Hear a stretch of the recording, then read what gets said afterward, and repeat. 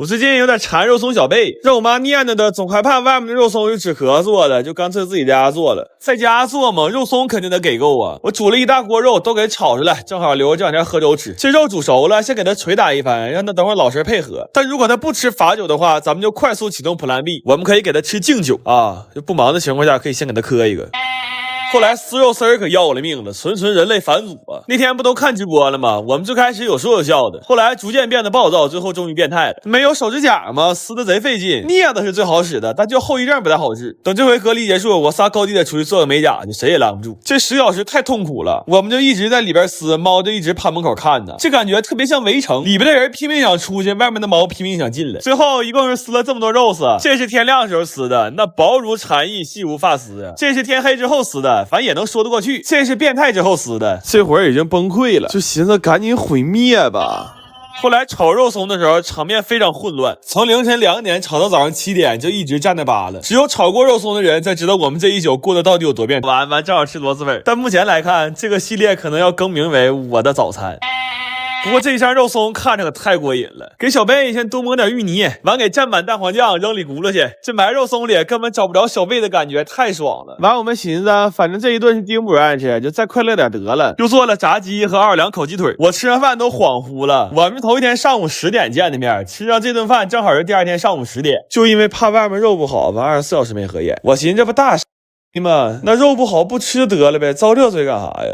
我前2天看了个纪录片，说随着时代的发展，现在潮汕都很少有人做手打牛肉丸了。我看完之后就很感慨，所以我也买俩锤子，打算家试试。主要我看纪录片里的师傅砸的都挺轻松的，但干上之后发现并不简单。这俩锤子加起来6斤重，听起来好像没那么沉，但抡起来绝对坚持不了5分钟。我有一台砸了3分半，手就不能回弯了，然后还开始不自觉的抽抽。问题这肉越砸越碎，根本砸不成肉泥的状态。我们分别在4个地方买的肉，砸了10个小时，但做出来的丸子都是这种一摸就碎的。后来我查了一下，这就是因为牛走得太早了，牛肉一旦宰杀超过6小时，它自己就会出水，这我就很尴尬了。难不成我还得拎着棒子上草原上追着牛跑吗？而且即便我去了，那画面应该也是牛追着我拎俩棒子跑啊。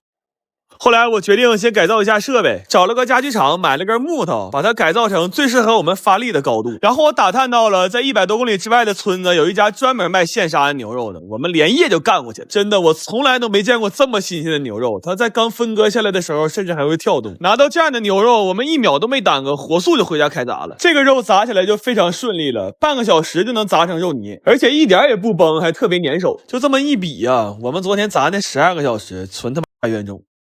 这回终于要30斤牛肉，我们5个小时就砸完了。用这次牛肉做出来的丸子真的非常的弹，掰开一个感受一下这种筋道，这才是真正的手打牛肉丸，而且它真的可以当乒乓球打。然后还掉了锅骨汤，但熬了4个小时都没变色。后来我到底还是选择了科技改变生活。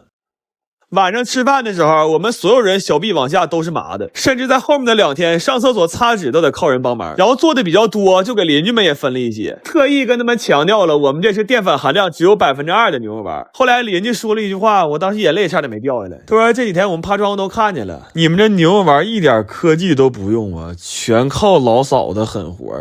我们最近呢熬夜熬的实在太多了，老嫂们明显气血不足，姨妈来都不准时了，所以纵然有万般不舍，我们到底还是对自家兄弟下手了。我搞了一张40多斤的驴皮，寻思在家做点阿胶糕吃，但没想到上来就是逆风盘。这驴活的时候可能一辈子没啥愁事，那毛发异常的旺盛，完了还特别不好往下退。我们试了很多工具，最好使的是刮眉刀，但真的太慢了，从天亮刮到天黑，整整12个小时，我们才刚干完第一步。这活算是到现在为止的史上最难了，就别说史上了，我怀疑我祖上都没人遭过这个大罪。然后这驴皮焯完水之后，不知道为什么反出了一层黑的杂质，而且特别难去掉。就我的刀已经磨得很锋利了，但是在处理驴皮的时候，那叫一个削都削不动。这比刚才刮驴毛还变态，因为这个速度实在太让人绝望了。真的，我来到这美丽人世间也1万来天了，我感觉我从来没这么绝望过。就这个驴如果有在天之灵，我特别想发自内心的跟他说一句，咱本是同根生，相煎何太急呀，哥们儿。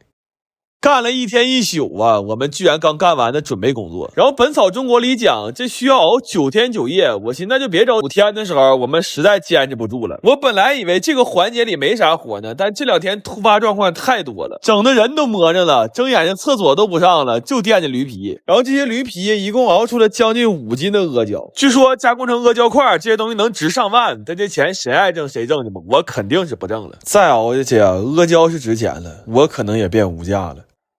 后来这爹成型的时候，我眼泪都要掉下来了。整整干了8天呢，从干到吃上，这完全是一个气血对冲的过程。要不怎么说阿胶是熬出来的呢？我发现这冻丝放这儿可太合理了。等这些吃完了，要再想吃，我肯定出去买去。外面卖的最多就是阿胶少、营养少，没啥别的毛病。但要说再让我拿驴皮熬一次呀，那整不好人都给熬没了。最近身边的小洋人越来越多了，所以我买了不少黄桃和杨梅，打算给他们做点罐头。但是做的时候我发现用冻水果做的罐头果味都比较淡，而且吃的也没什么营养价值，好像唯一的作用就是能喝点凉的甜水。再一个，每个人的症状和需求也不一样，有想止咳的，有想快速恢复味觉的，还有那纯馋的。所以为了照顾好每一只羊，我一气买了350斤水果。但是现在身边能动弹的好人就剩下我们仨了，这活干起来就特别有紧迫感。就我真怕人家都已经阳康了，出去吃上烧烤了，我仨还憨憨的搁这坐着扒葡萄皮呢。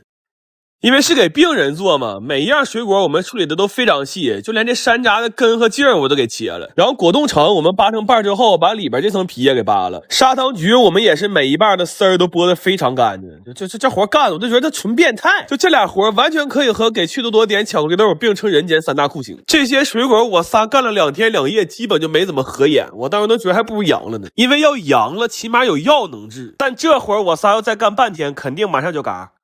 收拾完水果之后，我们就开始刷罐头瓶了。现在物流还没太恢复，买不着新罐头瓶，我就找了几个饭店要了点空瓶。完心高温消下毒，结果温度太高了，给手烫秃了皮。这一下让本不富裕的劳动力雪上，这罐头吃起来口感更好。我们测算了一下每种水果最佳的蒸煮时间，尤其注意了一下放糖的比例，因为我寻思现在没有味觉只是一时的，但要这会儿给自己吃出糖尿病了，那就是一辈子事儿啊。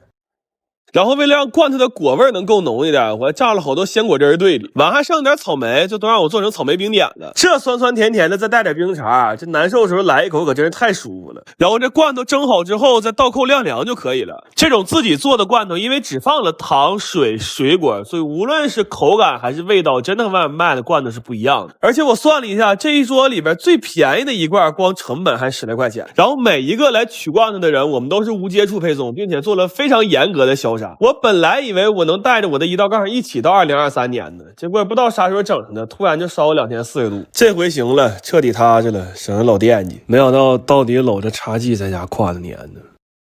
我最近疯狂迷上了手撕牛肉干，尤其是看电视剧的时候，要不嚼2块感觉浑身不得劲儿。但外面买的还怕猪肉或者鸭肉做的，所以我苦心研究了一个配方，然后订了4个牛腿，打算自己在家做的。这个牛肉干呀，吃的是真好吃，但做起来是真麻烦。光切肉我们就干了1天，那切完之后感觉右边这半拉身子都是麻的。这4个牛腿正好切出来200斤瘦肉，我现在特别好奇它最后会成多少牛肉干。然后这些肉在抓完料之后，最好放到一个浅一点的容器里腌制，但能装这么多肉的容器实在不好买，所以我在家里找了一圈之后，我要把浴缸拆了。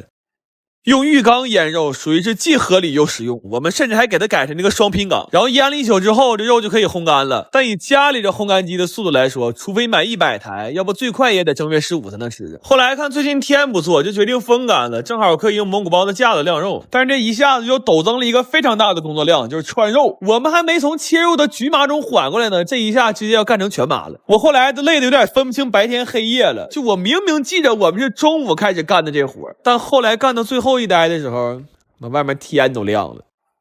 这些肉我们一共风干了7天，等它干得像个树枝似的，就可以拿回家蒸熟了。为了蒸这些牛肉干，我把全家的果干蒸完就已经非常非常香了。据说正宗的草原做法要用牛粪子烘烤一下，会让它有独特的香味。但我们这个牛这2天可能消化不太好，它下的玩意儿实在太鲜亮了，根本用不了。我一点不扒瞎，我俩要把这玩意儿搬家去啊，我们全小区房价起码都得跌2000。后来我放弃了这个尝试，买了点果木炭改成炭烤了。这牛肉干往炉上一放，那香味挠一下就上来了，然后趁热撕开了一块，这牛肉丝状态看着可太满足了。而且风干牛肉干是越嚼越香，那真的比我之前用油炸烤箱做的要好吃很多。等都烤完了之后，我还上秤量了一下，一共是70斤的牛肉干，我是41斤买的牛肉，算下来这个牛肉干的成本是114块钱一斤。然后我们把所有的牛肉干都塑封处理了，我估计等我吃完这些牛肉干啊，我这腮帮子会成为我全身上下肌肉含量最高的地方。